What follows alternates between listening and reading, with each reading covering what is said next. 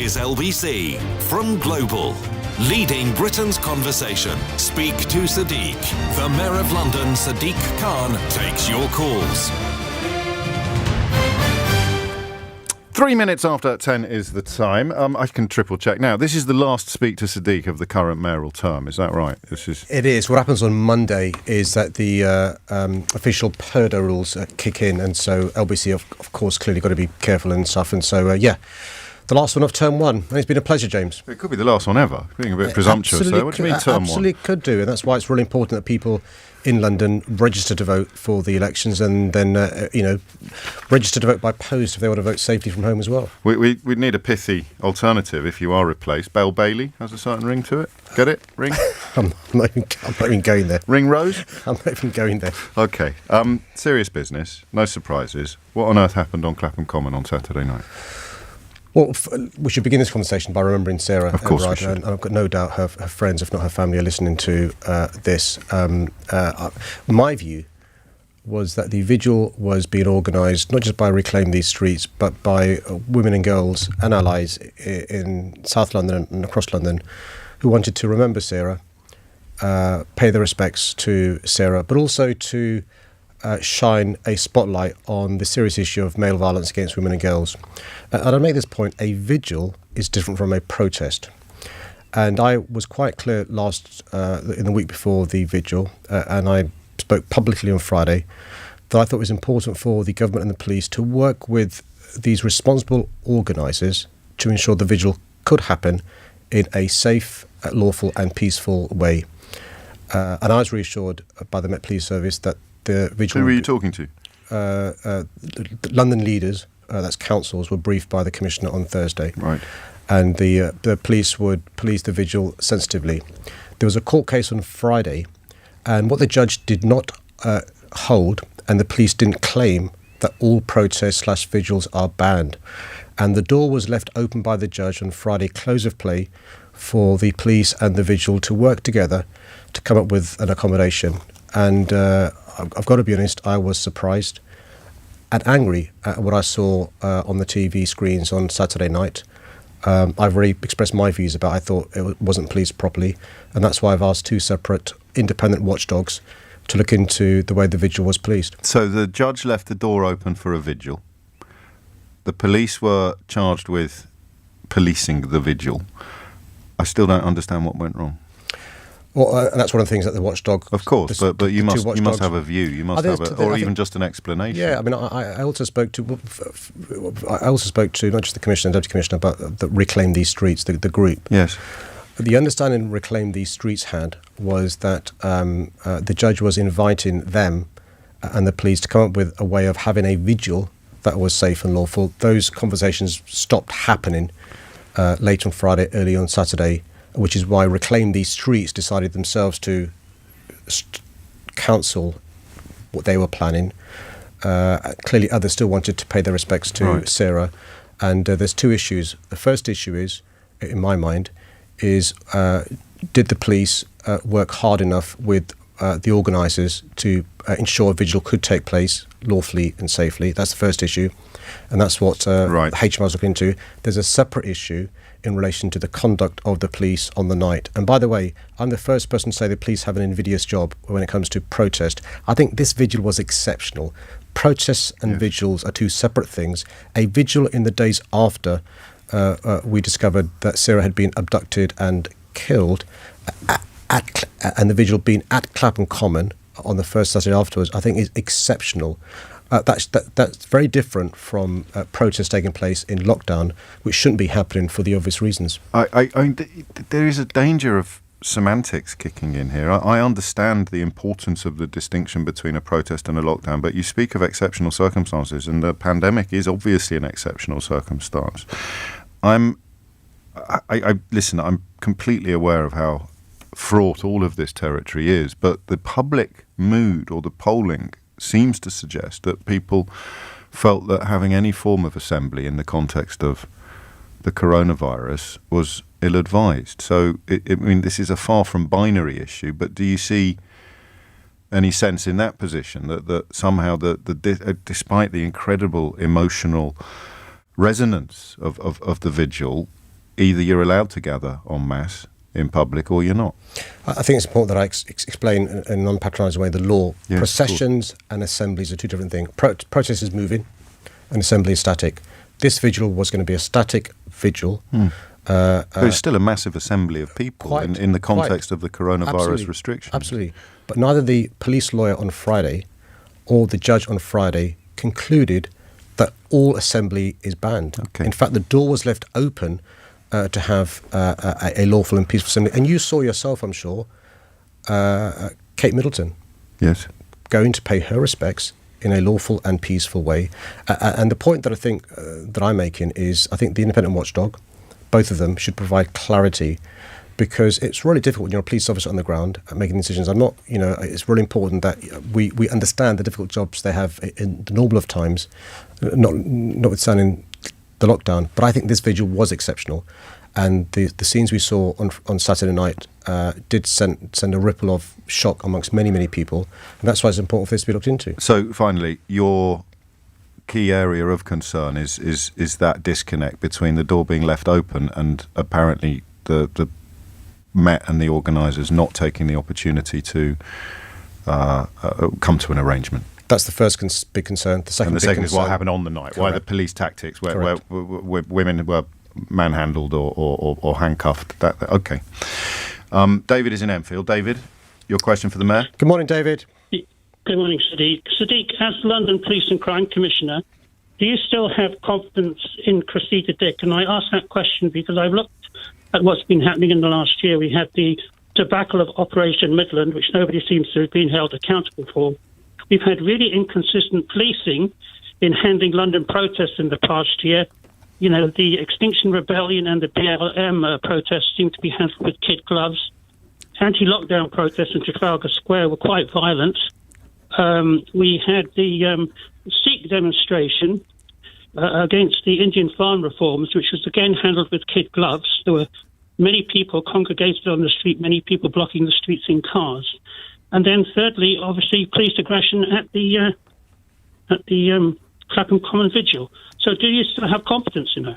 I do. Just for people who don't know, Operation Midland refers to the Carl Beach case, the hoaxer, the liar, who's the inquiry into that by Richard Enriquez. Richard Enriquez himself now has come out and says that he feels he was misled by police, and Daily Mail in particular campaigning for some punishment of officers, many of whom seem to have been promoted. Look, David, I do have confidence in the Commissioner. I think it's possible to have confidence in the Commissioner but be unhappy about how the vigil was policed for the reasons I've explained to James. I think the Commissioner of the Police in the modern era, in the last few years in particular, is under more scrutiny than any Commissioner in history. And the Commissioner regularly appears before select committees in the Commons, regularly appears before committees in the Assembly, regularly explains what the police are doing to myself or to the Home Sec and through the media to ordinary Londoners. And it's a tough job. And she has my confidence and my support, but that doesn't mean that it's always going to be 100%. So I've said on Saturday I was unhappy with the policing.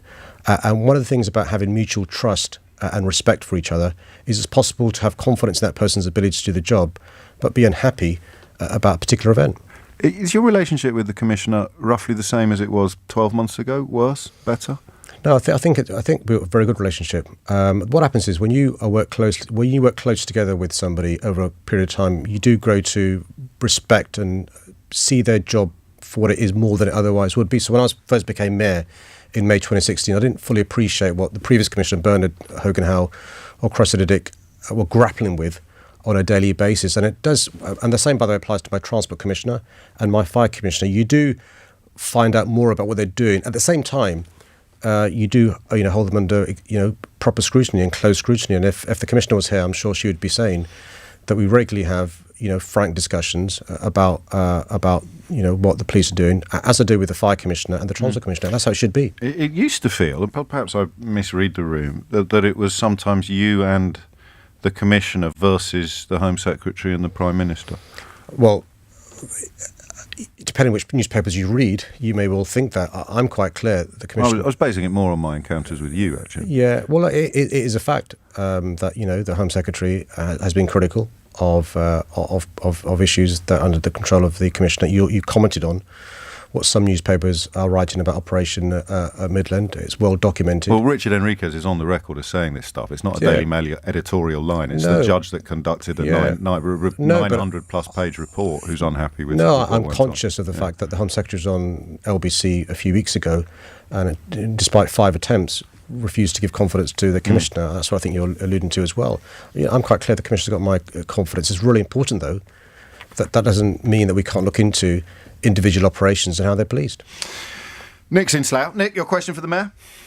Hi, Sadiq. Morning, Nick. The last caller has actually said much of what I wanted to say, so Sure. I'm going to keep it brief for you. Sure. Mayor. How do you feel that more and more of the British public, including myself, are losing support and respect for the British police, in particular the Metropolitan Police, because of the constant and blatant two-tier policing that we've been seeing over the last year or so? What does that mean? Forgive me, I'm not being silly, Nick. What do you mean by two-tier police? Listening to the last caller, are you suggesting that you think the police go soft on some protests and go in hard on others? I just knew you were going to reply to that question and not Sadiq. I just knew that was going to happen, James. But Go let on, me then. explain. Nostradamus. Oh, well.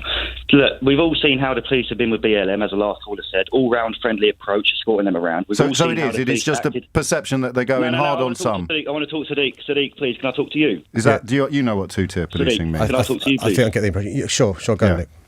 Thank you very much, Mayor, because I have called in to talk to you. Thank you very much. Look, we've all seen how the police have been with BLM and Exit Rebellion, and then we've seen how they've been with those at the vigil, the Sarah Vigil, and how they've been with anti-lockdown protesters. They've gone in a disgusting manner, Sadiq. So we've all seen, I've been there and experienced it myself. Sure. So that's what I mean by two-tier police, and I truly believe, what else am I meant to think when I see the police acting differently with certain groups? They're all gathering around, they're all doing the same thing, but I'm seeing the police act differently with certain groups. No, I so understand. obviously I think there is a two-tier policing going on. So I'm just seeing what your thoughts are, Mayor, Sure. and what could be done. Sure. Thanks for ringing in, Nick, and thanks for letting James know who's the boss. It's me, not him. But look, let me I do think this. Nick thinks it's him. I think the way I want it to work is for all of the British public and all Londoners to have trust and confidence in the police. The police by consent, and the only way it works in our country is by that consent to be from the public. And when trust and confidence is stretched, it does make it harder for the police to do their job. As you'll appreciate, Nick, I've spent a lot of time with the police, with community groups over the last 12 months during lockdown, looking into how the police protest. It's an invidious job, as I said in my first answer to James O'Brien this morning. And so what happens, Nick, is there are well-trained, experienced public order commanders on the ground who receive intelligence and make split-second decisions. At the same time, often, Nick, when there's a big protest, there are helicopters in the air and there's an earpiece in commanders' ears where they've been told what to do. And they do try and police consistently. And so on Saturday, you'll appreciate the vigil we've talked about was a different vigil to protests taking place. What the police can't do, and nor can I, and what I try not to do, is to get involved in what people are protesting about. Because what the police can't do is say, because I personally support this cause, I'll police it differently to a protest next week, the cause I don't support. And to be fair, Nick, the Human Rights Act legislation and the laws we have make it quite clear that you can't get into what the motives are for the protesters unless it's inciting hatred. And so you don't recognise the notion of two-tier policing? Nick's not the first person to raise it. You're clear on what it is. It is the idea that some protests get soft policing and some protests get hard policing. And depending on how you feel about those protests, you're going to feel quite emotional. Particularly about arose last summer. So does it exist or not? No, it doesn't. And I know this because during last summer, Nick, we saw Black Lives Matter protests taking place on the same weekend often as other protests, causes that were the polar opposite. And the police were consistent throughout. And by the way, got criticised from all sides. And so, it's really difficult for them. One of the things that I will say, in defence of the Commissioner, again this morning, is she really doesn't allow any, and I've got no idea, by the way, what her personal views are, because she doesn't allow that to affect her job. And it is tough, though, Nick. What I'd say to you, Nick, in a way, not to criticise the police, is if you are unhappy about any policing incident, I would encourage you to, make a complaint, not because I want more complaints to be made, but because how the police are policed is also important in part of the conversation about the checks and balances and the trust and confidence. I just to be clear, Nick, and I apologise that you seem to have got out of bed on the wrong side this morning, so I'm sorry for adding to your burdens. But is that what you're saying, that the Black Lives Matter protests get softly policing, and other protests seem to have more robust policing? Yeah, I'm just telling you what I'm seeing, James. But is that what you're seeing? That's what you mean by the phrase two-tier policing. My question was completely innocent. Yeah, no, that is. Right, yeah. okay. So over 100 arrests, I think, at the Black Lives Matter protest. How many arrests were there in Clapham on Saturday night? There were 4 originally, but some were de-arrested. Right. Because the arrests on Saturday were because the people arrested didn't give the police their details. There's a power under the lockdown laws to arrest. Speaking of laws, the police and crime bill seems to be sailing through the House of Commons, despite some objections from most corners, actually, of the chamber. Will you be consulted on where would the Mayor of London? I say you, it might be someone else, but where would the Mayor of London sit? Does your role change? Does your understanding of protest change? It's been sold as a way to get rid of people who've glued themselves to roads or it's a bit more than that. Yeah. Yes. What it does, tell me your thoughts. It increases the powers of the Home Secretary of the day, and it increases the powers of the police. And what it does is it outlaws certain types of protests. For example, if they're too loud. And any of us who've studied history books will know that protests in previous decades, including in this year, which were perfectly peaceful and lawful, have been allowed. It could give the Home Secretary grounds to label those protests a certain way and the police to take powers. And also the sentences have also been increased as well. I'm concerned about the legislation. Would you vote for it? No, I wouldn't. I'd have voted against it. Not least because, not just because some of the powers I think being given to politicians and the police are disproportionate, but also this bill was an opportunity to add in legislation that we desperately need to address the issue of male violence against women and girls, and it's missing from the bill. I mean, how far would you go? Are you worried that, because Cressida Dick called for more powers for policing protests, so there's an appetite for it in the Met. Where's the line between it being... I think what the Commissioner did last year was her experience and the Met Police's experience from Extinction Rebellion highlighted to the police certain loopholes in the law, and it's not unreasonable, and the police do this all the time. They always have asked politicians for additional powers more than they've got to close loopholes, but it's a slippery slope because there'll then be, in a couple of years' time, more people wishing to protest or make their views known who are in the views of the then Commissioner or then Home Secretary, not curtailed by the law, and you'll get further extensions of the laws. And it's really important to get the balance right between freedom of expression, protest, and the importance of peaceful and lawful assembly. Has Steve Bray been criminal? Would he be criminalised immediately by this bill? It could do, because he's quite loud. He is very loud. He's quite loud. Without a doubt, the suffragettes would have been. He may. Well, they already were with suffragists. He's very loud. He would be. This is for people who don't know the fellow with the loud hailer on College Green. Can I just make this point? I'm regularly heckled. It is a nuisance. It's a pain, but that's one of the joys of living in a democracy. Do you know what I mean? And so we've got to be a bit careful. It's a slippery slope. Thank you. Jennifer is in Barnet. Jennifer, what would you like to ask the Mayor? Good morning, Jennifer.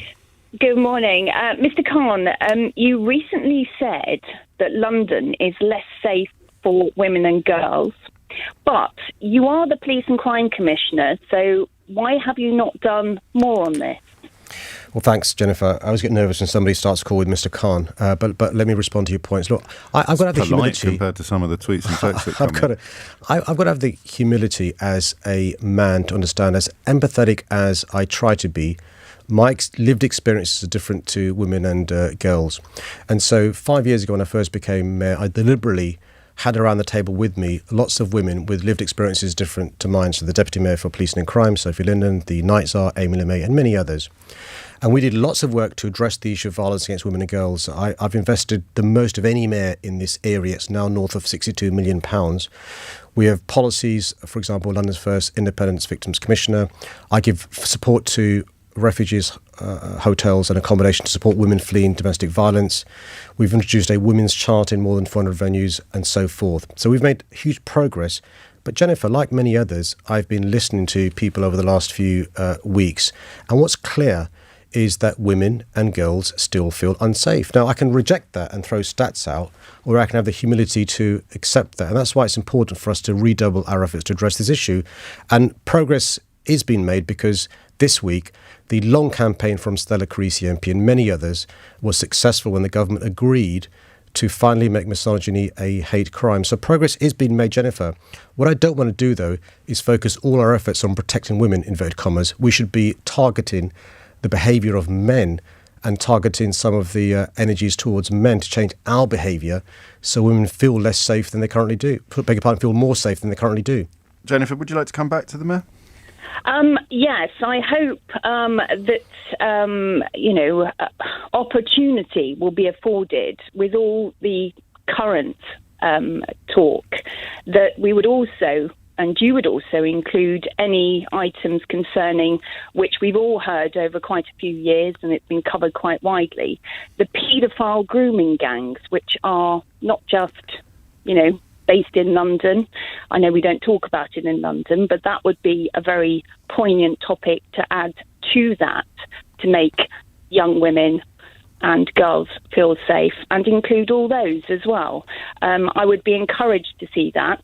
My one thing is looking at, obviously, the forthcoming mayoral elections. I've looked at your detail and also Sean Bailey, and I'm still not confident with what I've seen over the last 5 years under your rule, and particularly because you are the Police and Crime Commissioner, that I'm confident having you as Mayor of London.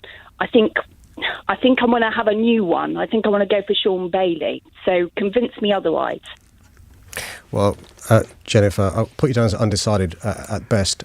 Look, Jennifer, the election on May the 6th is between many candidates. I've said publicly, and I'll repeat it now, I think the reality is, and it's not me being dismissive of others, it is, as you predict, a two-horse race between me and Mr. Bailey. Mr. Bailey, by the way, was David Cameron and George Osborne's advisor in 2010 when the government embarked on the £1 billion worth of cuts on the Met Police Service, but also the huge cuts which led to youth clubs closing down and youth centres closing down. And I've always said cuts have consequences, and one of the reasons you've seen an increase across the country of not just serious youth violence and violent crime since 2013, but one of the reasons you've seen a huge reduction in success of rape convictions is because of the consequences of government policy over the last 10 years. And the choice on May the 6th is between a mayor who's invested record sums, not just in policing, but in preventative services, including in tackling violence against women and girls, or David Cameron's advisor, where this long journey first began with the cuts in 2010. Thank you, Jennifer. David is in Wandsworth. David, your question for the Mayor, please. Good morning, Sadiq. Hey, David, you're right. I'm very well. Now, in the past, you've spoken of the social injustice that poor and BME are least responsible that suffer the highest pollution exposure, yet you're pushing low-traffic neighbourhood schemes that displace traffic from side roads with higher car ownership to polluted main roads where Black, Asian, minority ethnic people are more likely to live, work and go to school. So after almost a year of the trials, it's clear that traffic has not evaporated or disappeared, but it's congested outside homes, playgrounds, schools, drastically worsening air quality for those already at increased risk of cancer, stunted lung growth. So the question is, will you put an end to the socially unjust trials of low-traffic neighbourhoods? Well, one, David, I don't accept the assertion set out in the question that you've asked. It is not the case that our policies on air quality are socially unjust. My policies on air qualities include the world's first T-charge, the world's first ultra-low emission zone, electrifying our buses and taxis, introducing school streets, making sure we've got more rapid charging points, and taking real action to get people out of their cars into public transport, walking and cycling.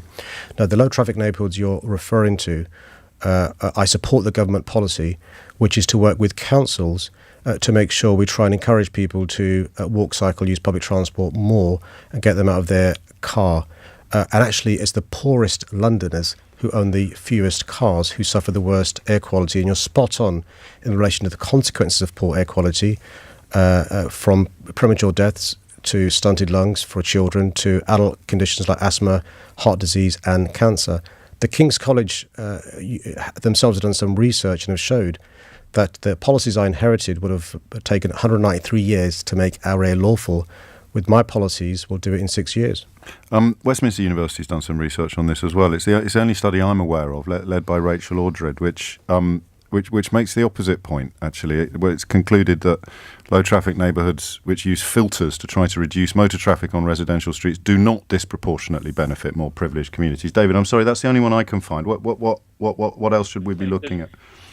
Right, there's a very subtle difference there, because in that study and in that paper, the study was actually around, the question I'm saying is, this benefit of people who live on main roads, who go to school on main roads. That study was looking at the benefits of people inside. So there's no question around people benefiting inside. The question is, as we know, BME people are more likely, and the study showed that, more likely to live on main roads. They're more likely to go to school. Their children are more likely to go to school on main roads. So when you're displacing traffic from side roads, where you have much higher car ownership, main roads, where the poor are more likely to live and BME more likely to attend schools, then there is a social injustice issue there. So I appreciate all the rest of the stuff that the Mayor's done and all of it, but when it comes to low-traffic neighbourhoods, there is clearly an injustice here, and actually there's an environmental racism here and environmental injustice because it's affecting the black people. Now, you know, I understand that we want more walking and more cycling and so on and so forth, but there are ways to do that without making things worse for those who are already most at risk and obviously least responsible because of low car ownership. It seems quite straightforward. The BAME stroke socio-economic issue, you're more likely to be living in a... No, it's David spot on there. David spot on. And David, also, that's one of the reasons, and Wandsworth and Putney in particular benefited from what we've done around our buses. So we have 9,000 plus buses, and you're right, David, they go on main roads, and they churn out not just nitrogen dioxide, but particulate matter as well as carbon emissions. What I've done is made sure every one of our 9,000 plus buses is Euro 6 compliant. We have the most electric buses of any city in the world, and also we're making sure all HGVs and other vehicles clean up as well.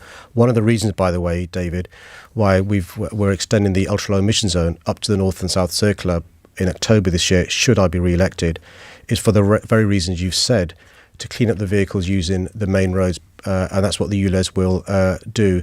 What we don't want to do, though, and where David is again right, is replace one health crisis with another, the COVID crisis, with an air quality crisis, which is why I'm going to continue to try and make progress on the issue of air quality. But low traffic neighbourhoods are policies that councils are doing. So if David's unhappy with a particular policy in his borough, by the way, Wandsworth aren't doing any, then he should speak to his council about trying to change those policies. How big a part did your own diagnosis as an adult with asthma play in your policies in this field? It was a fact. I think I've got a saying, which is I think all politics is personal. It does affect you because it was inexplicable. I never had asthma before.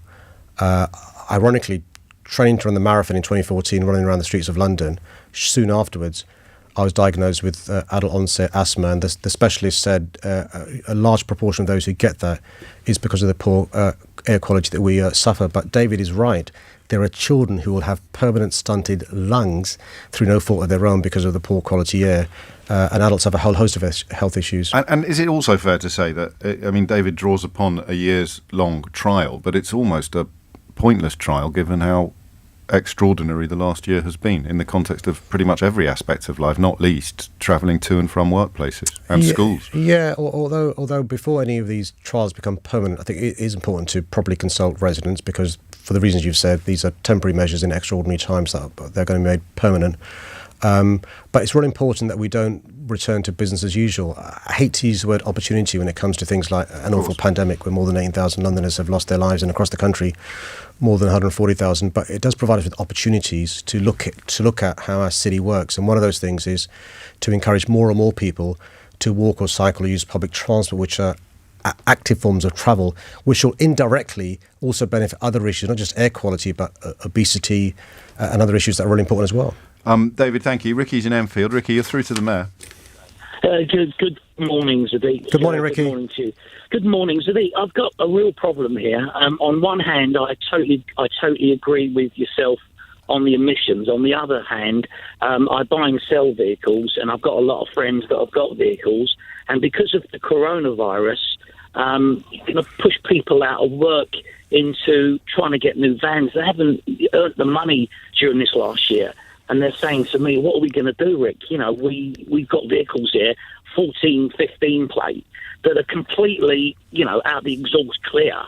But because they don't meet the ULIS standards, they're going to be out of work, and it's going to cause chaos. And my biggest concern, I've heard, Mr. Khan, is I think you need to do something about markets that give out number plates, because what's going to happen now, I've got a 17-plate Transit.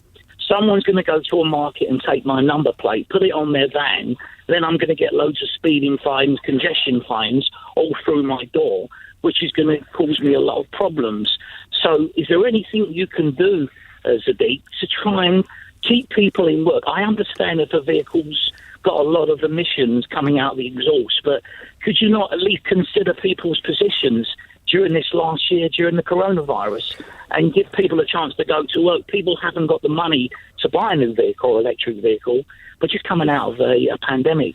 Is there anything you can do for, my business and people that need to go to work, Sadiq? Thanks, Ricky. Thanks for your question. And the way you put it as well, I do really understand the issues you're raising. So look, one of the reasons why I deliberately, 4 years ago, announced our plans in relation to what we were doing, 2017 T-Charge, 2019 the ultra-low emission zone for Central London, 2021 October ultra-low emission zone to the North and South Circular, was to give people time, as you've suggested, to make sure they made the right choices. Secondly, we're not asking anybody to have to buy an electric vehicle to be ULEZ compliant. A ULEZ compliant vehicle is basically a vehicle, that car that's more than 2008 or more recent. So it doesn't need to be electric for it to be ULEZ compliant.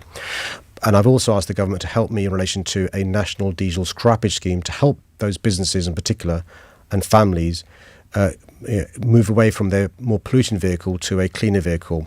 The government said no, but even though the government said no, from City Hall, we've supported more than 4,000 families get rid of their polluting vehicle and get a better alternative, and more than 4,800 businesses or charities move away as well. And I'll carry on working with the government to get some funds from them, because you're right, Ricky, we've got to provide a subsidy to the friends you're speaking to move away from a polluting vehicle. But just to reassure you, they don't need to get an electric vehicle to be ULEZ compliant. And so it's really important that people don't inadvertently, if they can't afford to make more expensive choices, make a more expensive choice when there's a cheaper choice for them.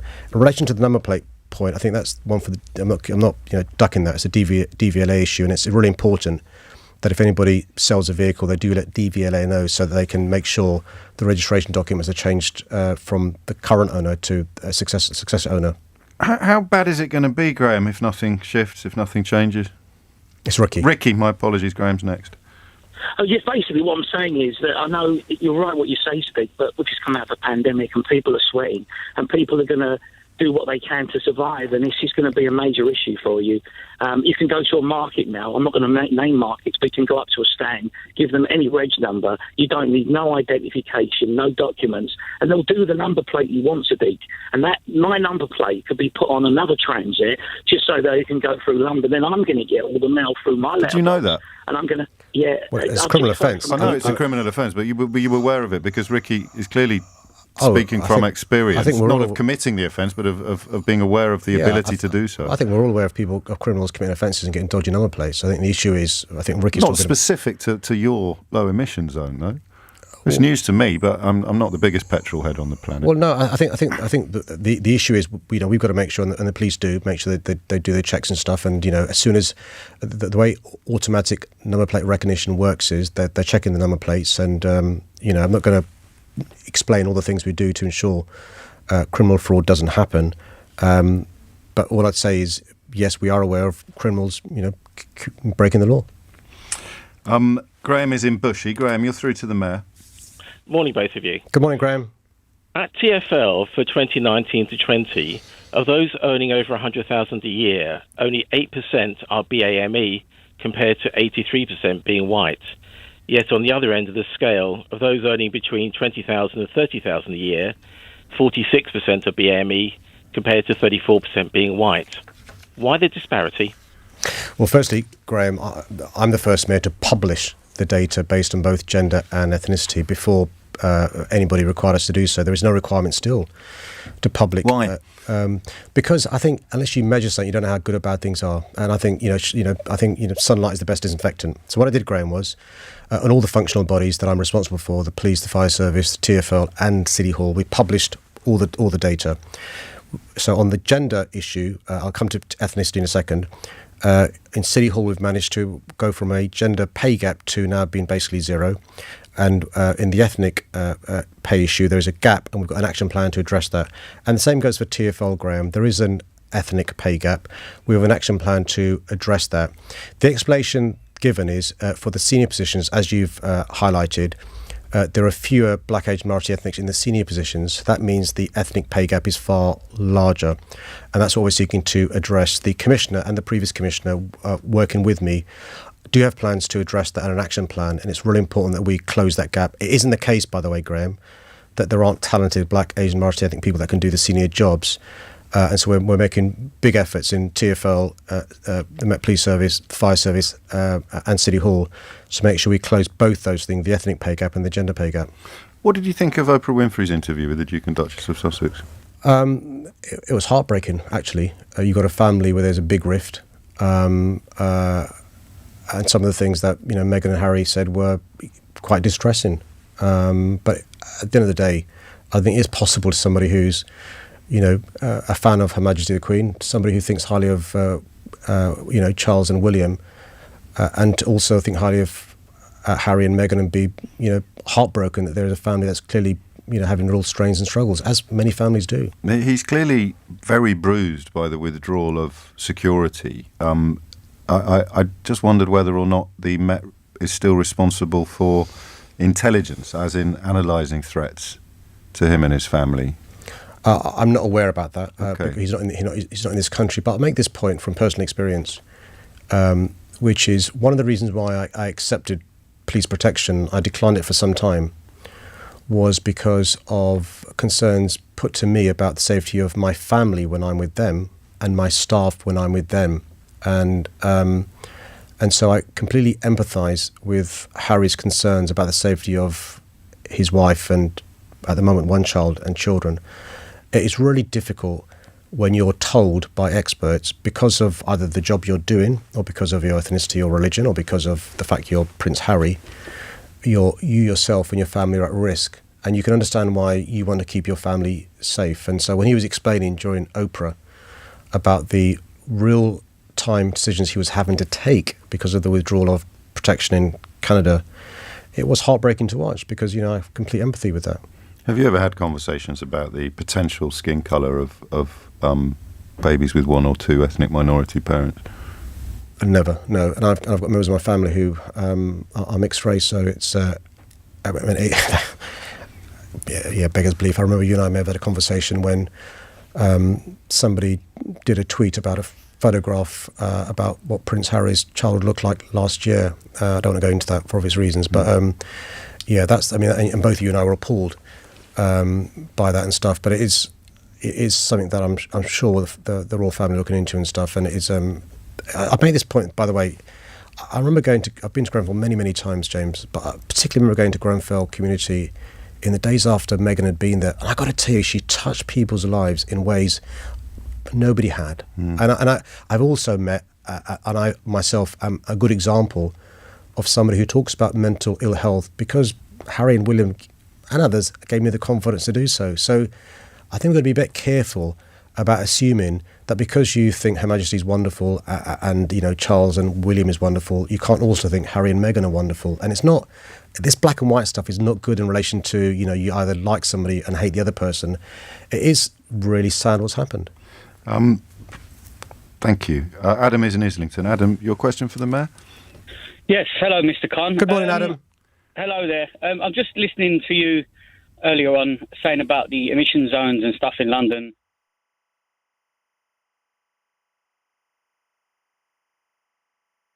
Do get re-elected, because from when I'm looking at it, I just see traffic left, right and centre, and we're still in a pandemic. So what are you going to do when we do come out of this pandemic to get London moving again? Because right now the traffic in London is absolutely crazy and we're still in a pandemic.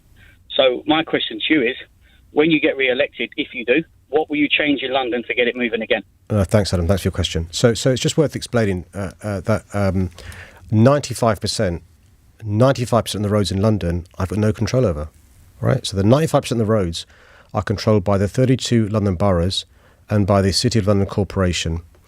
I control 5% of the roads. That's the first point to make. And the second point to make is you're spot on in relation to the impact on London and London grinding to a halt because people are worried about public transport and they therefore start driving everywhere. And that's one of the reasons why we've got to make it easier for those that can. I know you can't, Adam, because you drive for a living.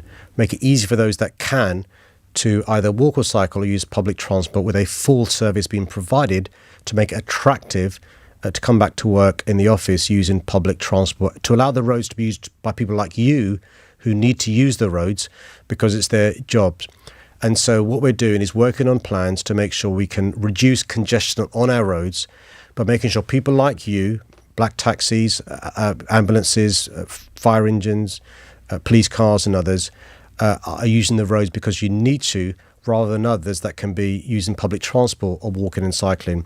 In relation to the LTNs, the good news, Adam, is none of the temporary low traffic neighbourhoods roads that the councils have can be made permanent without consultation. And so anybody who's unhappy with an LTN in their area can make sure their voice is heard. And councils do listen, not least because, Adam, they're facing elections next year in 2022. And we can make sure we get the right measures in London to avoid one health crisis, a COVID crisis, being replaced by a different one, poor air quality. What do you think about the idea of putting plainclothes police officers inside or outside pubs and clubs? Oh, look, I think there's a danger of it being a bit gimmicky. I understand why the Prime Minister referred to this, because Thames Valley piloted a scheme in pubs, bars, venues in that part of the country. But there's a number of things. Firstly, these venues aren't going to open for some time anyway, and so it doesn't really address the real issue that many people are concerned about. And it's really important that we don't inadvertently have things that can be perceived as being gimmicks rather than addressing what's at core. What's at the core of all this is the behaviour of men and boys. It starts at school. When you speak to girls, I know both of us are dads, but we've got daughters. When you speak to girls at a young age, girls change their behaviour, the clothes they wear, how they behave, because of the behaviour of boys in school. When you speak to women, they don't wear the footwear of choice. They wear trainers or flat-soled shoes because it means they can run faster. And so I can give you other examples about the behaviour of women changing and girls because of the behaviour of men. That's what this is about, actually, when it comes to the issues being raised by women's groups and women and girls over the last couple of weeks since the horrific abduction and death of Sarah Everard. And that's why, I know why the Prime Minister thought he had to respond, but there's an opportunity with two bills going through Parliament where the government could put in legislation that really drives at the core of this, which is the behaviour of men towards women and girls rather than just being focused on protecting women. What would that legislation look like? Well, one of them is a U-turn we saw 2 days ago, making misogyny a hate crime. As I said to you in relation to... Is it helpful to call it a U-turn if it's something you welcome? And It is a U-turn, come on. And people like Stella and I have been, and others, and many others have been lobbying for 4 years. Stella first came to see me about this 4.5 years ago and gave me a tutorial on the difference it would make in relation to recording this, affecting the behaviour of the criminal justice system. Nottingham did this as a pilot and it worked. And it is a U-turn.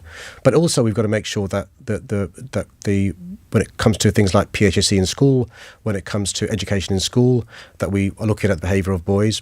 It also comes into role models. It also comes into legislation. For example, it can't be right that more than 9 out of 10 women who are the victims of rape don't see a successful rape prosecution. And by the way, if you close down courts for 10 years, you can't be surprised when there's a 2-year backlog for cases to reach trial, which leads us to issues around attrition. And so there's a whole host of things the government could have done. And by the way, if you listen to experts in this area, people like Jess Phillips, Stella Creasy, even Victoria Atkins privately, I'm sure, government minister, and experts in this area, they've got a whole host of ideas that the government could do almost immediately that would be transformative. My apologies to listeners outside The M25. When's the night tube going to reopen? As soon as the demand is there, it's really important to support the nighttime economy. I'm announcing tomorrow additional support for our recovery. Retail, hospitality, culture, leisure and tourism have really suffered. We want to make sure we have a rapid recovery this summer, and we'll also be announcing really exciting plans for this summer once lockdown is restricted, to allow people to get back into enjoying the joys of London once this pandemic is behind us rather than with us. 10:47 is the time. I saw some polling that found most Londoners thought they could do a better job than you as Mayor of London. That's probably my wife they were speaking to, my daughters. So that's it. I think that's the end of Speak to Sadiq, or what you have optimistically described as term 1 of Speak to Sadiq. Well, look, just stay safe. It's been a pleasure. If it is the last one, it's been a joy. It's been a real rollercoaster ride. And can I thank all your listeners? Even those that disagree with me, they've by and large been extremely courteous and polite, and that's the joys of a democracy. You can ring in, LBC and speak to, ask questions, give me a hard time, but that's one of the joys of a democracy. Far better than the alternative. I shall send you on your way with Mark's words ringing in your ears. Please shut him up. I have never listened to such hand-wringing. I'm ever so humble. Uriah Heapism in all me born days. Shut up and go away. So yeah, that is the AKA of my wife, I think. Yeah, we shall see. 10:48 is the time. Sadiq Khan, many thanks indeed. Weekends at LBC with David Lammy. This tragic killing of Sarah Everhard, but her death has prompted a wider discussion over the safety of women and the need for change. What do men need to change? The comments that men are making, the harassment. How have we created a society where this is acceptable and this is still happening today? David Lammy, Saturday afternoons from 4. LBC.